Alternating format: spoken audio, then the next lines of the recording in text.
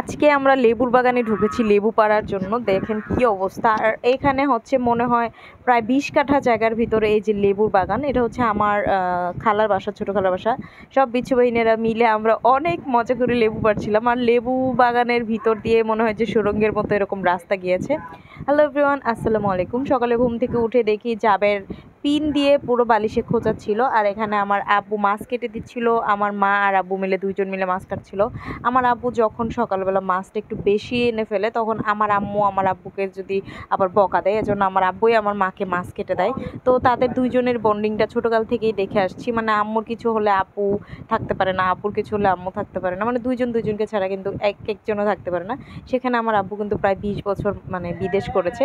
তো ওদের ভালোবাসা দেখে আমরা অনেক ইন্সপায়ার্ড হই, এবং আমাদের হাজব্যান্ডকে, মানে আমরা দুই বোন, দুই বোনের হাজব্যান্ডকে আমার আব্বুকে নিয়ে সবসময় আর কি আমরা করি, যে একজন আছে না যে একজনের তুলনা দেয়, তো সবসময় আমার আব্বুর তুলনা দেয় আমরা, যে আব্বু আম্মুকে কত ভালোবাসে।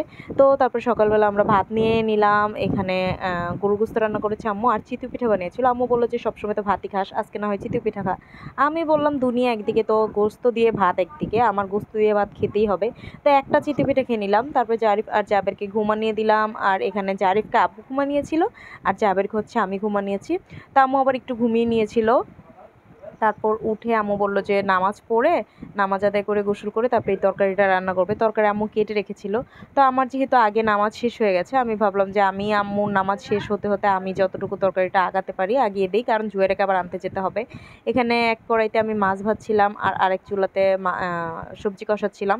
এখানে নিধা এসেছে, নিহাল এসেছে। আপু হয়তো বা ভার্সিটি থেকে মানে কোনো একটা এক্সাম ছিল আপুর, ওইখান থেকে আপু সেখানে এক্সাম দিতে গিয়েছিল। তো এখানে আমি পটল আর বেগুন কষিয়ে নিলাম। আর এখানে জারিফকে নিয়ে যাচ্ছি, আর জারিফ হচ্ছে আমার মায়ের সাথে জোকের মতো বেজে থাকে, এজন্য আমি আর কি জারিফকে আজকে নিয়ে যাচ্ছি। বললাম যে জাবেরকে রাখো, আমি জারিফকে নিয়ে যাই। এখানে নিধা নিহালও বললো যে আমরাও যাবো, তো চলো যাই, যেহেতু ওদেরও মামা বাড়ি, মানে মামি বাড়ি। তো এখানে ওই যে ওই তিনতলায় হচ্ছে ভাবি থাকে, আর ভাবিদের বাড়িতে প্রচুর গাছ। এই যে দেখুন, পুরো অনেক বেশি গাছ, জাম্বুরা গাছ। এই জাম্বুরাকে আর কি শুদ্ধ ভাষায় কি বলে, বাতাবি লেবু, আম গাছ, আমড়া গাছ, কাঁঠাল গাছ, লিচু গাছ, মানে প্রচুর গাছ। যখন বিয়ের আগে ভাইয়ার সাথে আসতাম তখন এসে গাছে উঠে যেতাম, এটা সেটা পারতাম। আমি কিন্তু বড়ই ছিলাম, কিন্তু আমি বড় বয়সেও গাছে উঠেছি। তারপরে এখানে চলে আসলাম খালার বাসায়। কাছেই ছিল খালার বাসা, নলাগড়িয়া। ডোমরাকান্দা থেকে নলাগড়িয়া কাছেই, 20 টাকা রিক্সা ভাড়া লাগে, কিন্তু গাড়ির অবস্থা, মানে রাস্তার অবস্থা এত খারাপ।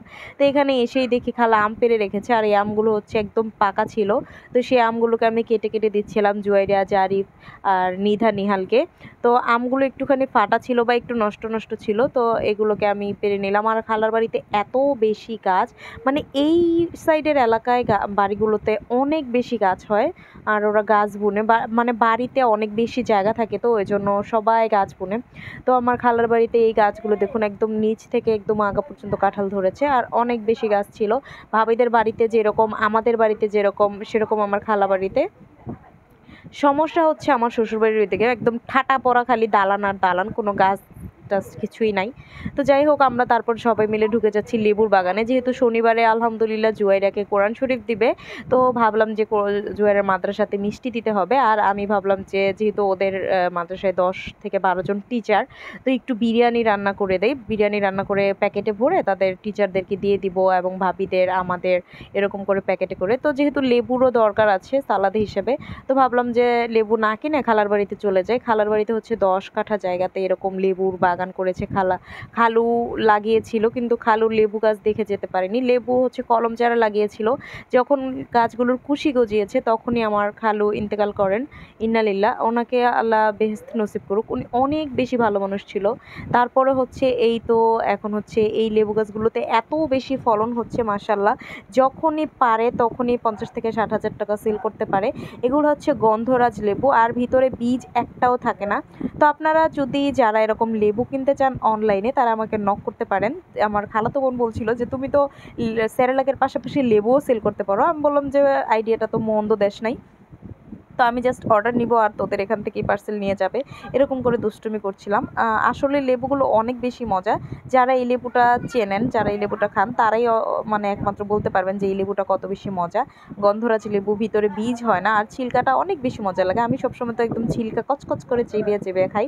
তো আমার প্রতিউক্ত ভাতের সাথে লেবু হলে অনেক বেশি জমে যায়, যেহেতু খালার বাড়িতে লেবু গাছ, লেবুর বাগান আছে।